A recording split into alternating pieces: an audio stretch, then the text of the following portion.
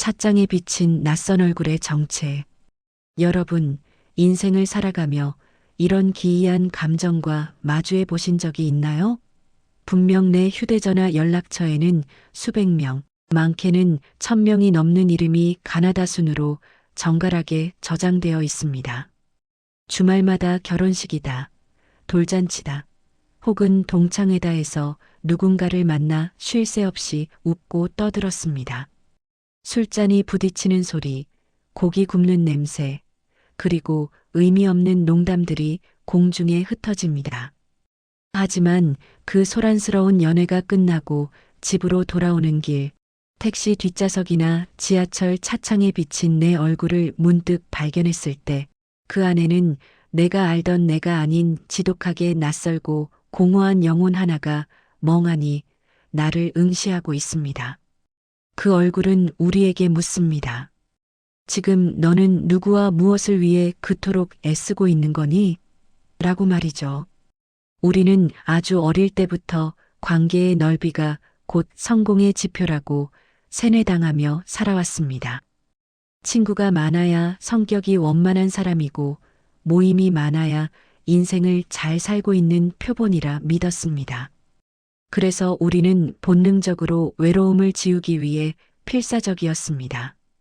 혼자 밥을 먹거나 혼자 시간을 보내는 것은 마치 사회라는 거대한 메커니즘에서 탈락한 낙오자의 전유물처럼 느껴졌기 때문입니다.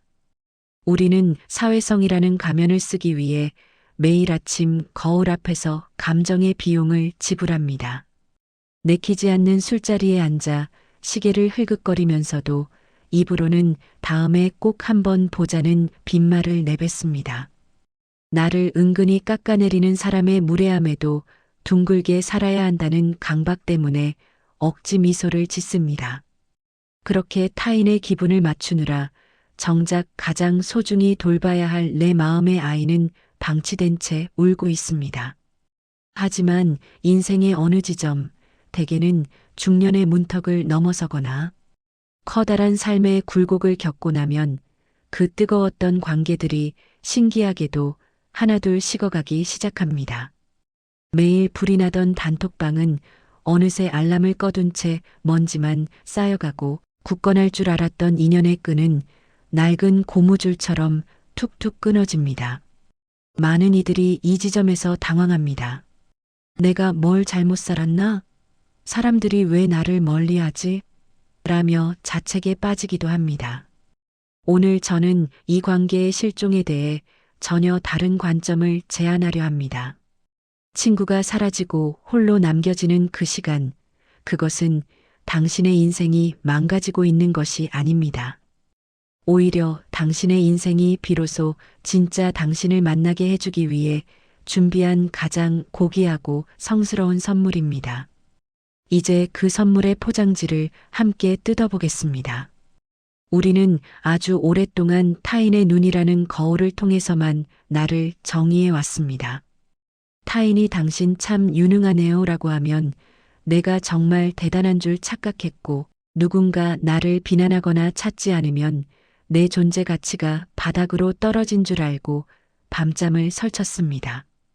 이는 마치 스스로 빛을 내지 못하고 태양빛을 반사해야만 모습을 드러내는 달과 같은 존재로 스스로를 격화시킨 것과 같습니다. 하지만 여러분, 타인이 들고 있는 거울은 결코 평평하지 않습니다. 그 거울은 보는 사람의 기분에 따라, 그들의 이해관계에 따라, 혹은 그들의 시기와 질투에 따라 수시로 일그러집니다. 어떤 날은 당신을 너무 크게 비춰 자만하게 만들고 어떤 날은 당신을 너무 왜소하게 비춰 비굴하게 만듭니다. 그런 불안정한 타인의 기준에 내 인생의 소중한 가치를 맡기는 것이 얼마나 위태로운 일입니까? 젊은 날 우리가 탐닉했던 시끌벅적함은 사실 나로부터 도망치기 위한 소음인 경우가 많았습니다.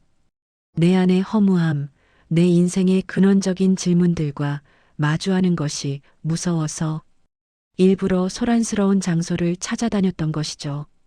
술잔을 기울이며 나누던 대화들의 80% 이상은 남을 헐뜯거나 의미 없는 자랑이거나 내일이면 잊힐 휘발성 정보들에 불과했습니다.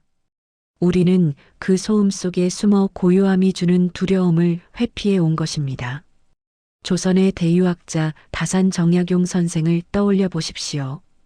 당대 최고의 천재였던 그가 머나먼 강진 땅으로 유배를 갔을 때 그 주변을 가득 채웠던 화려한 인맥들은 썰물처럼 빠져나갔습니다. 한때 그를 우러러보던 이들이 그를 비난하고 외면했습니다. 만약 다산이 타인의 시선에만 목을 매는 사람이었다면 그는 그 고독의 무게를 이기지 못하고 스스로 무너졌을 것입니다. 하지만 다산은 그 절망적인 고립의 시간을 인생 최고의 황금기로 뒤바꿨습니다.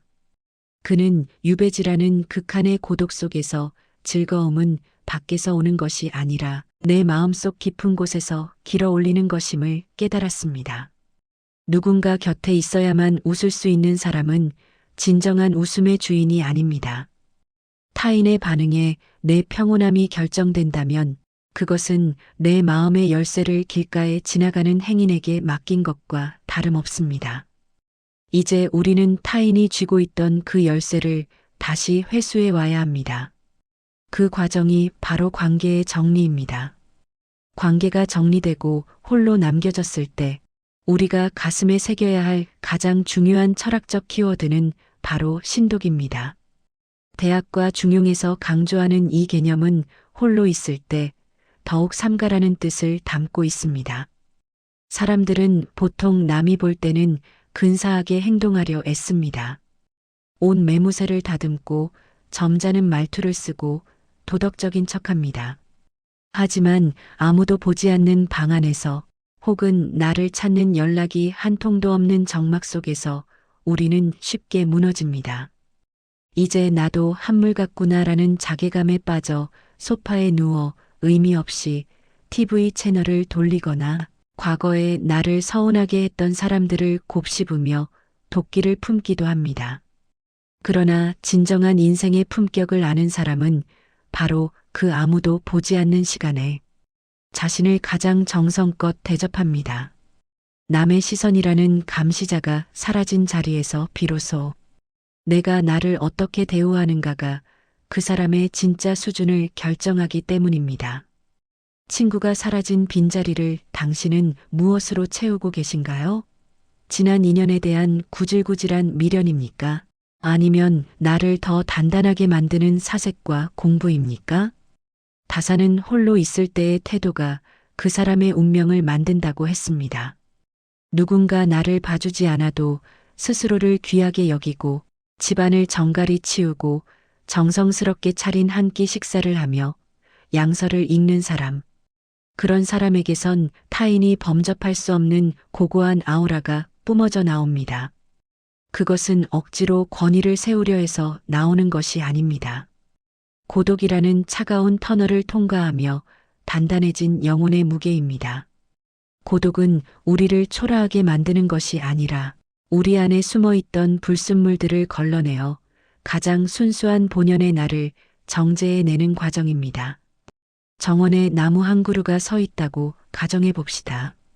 만약 이 나무가 욕심을 부려 사방팔방으로 수만 개의 가지를 뻗친다면 어떻게 될까요? 겉보기엔 울창하고 화려해 보일지 모릅니다. 하지만 그 나무는 결코 비바람을 견딜 단단한 목재가 될 수 없으며 감칠맛 나는 열매도 맺지 못합니다. 생존과 성장에 필요한 에너지가 너무 많은 장가지로 분산되기 때문입니다. 인간관계도 이와 똑같습니다. 불필요한 인연, 내 영혼을 교묘하게 갉아먹는 관계, 사회적 의무감 때문에 억지로 유지하는 모임들. 이런 인간관계의 장가지들이 많을수록 내 인생의 핵심적인 에너지는 흩어지고 맙니다. 우리가 나이가 들어 친구들과 연락이 끊기고 관계가 좁아지는 것은 우주 혹은 자연이 우리에게 내리는 강제적인 가지치기입니다. 이제 그만 밖으로 뻗는 에너지를 멈춰라. 그리고 그 에너지를 내 안의 뿌리를 깊게 내리는 데 써라. 이것이 고독이 우리에게 보내는 신호입니다. 성장은 넓어지는 것이 아니라 깊어지는 것입니다. 젊은 날의 관계가 마당발이라는 수평적 넓이의 경쟁이었다면 중년 이후의 삶은 사유의 깊이라는 수직적 질적 성장의 시간입니다. 친구가 없으면 불안해서 견디지 못하는 사람은 결국 남의 인생을 관음하며 자신의 금쪽 같은 시간을 낭비합니다. 남의 말 한마디에 내 하루 기분이 좌지우지되고 타인의 평가라는 저울 위에 내 가치를 올려놓습니다. 하지만 고독을 기꺼이 선택한 사람은 타인의 시선이라는 감옥에서 탈옥한 자유인입니다. 비로소 내 인생의 절대권력을 내가 행사하게 되는 것이죠. 내가 무엇을 먹을지, 무엇을 읽을지, 오늘 하루를 어떤 기분으로 채울지를 오로지 내가 결정합니다. 이것이 바로 인간이 누릴 수 있는 가장 높은 수준의 자유입니다. 인간관계의 진정한 본질은 서로에게 기대어 쓰러지지 않게 버티는 것이 아닙니다. 각자 온전한 나무로 우뚝 서서 멀리서 서로의 존재를 존중하며 숲을 이루는 것입니다. 뿌리가 엉겨붙어 서로의 수분과 영양분을 뺏으려 드는 나무들은 가뭄이 오면 다 같이 말라 죽습니다. 하지만 각자 깊게 뿌리 내린 나무는 어떤 태풍이 와도 흔들릴 지언정 쓰러지지 않습니다.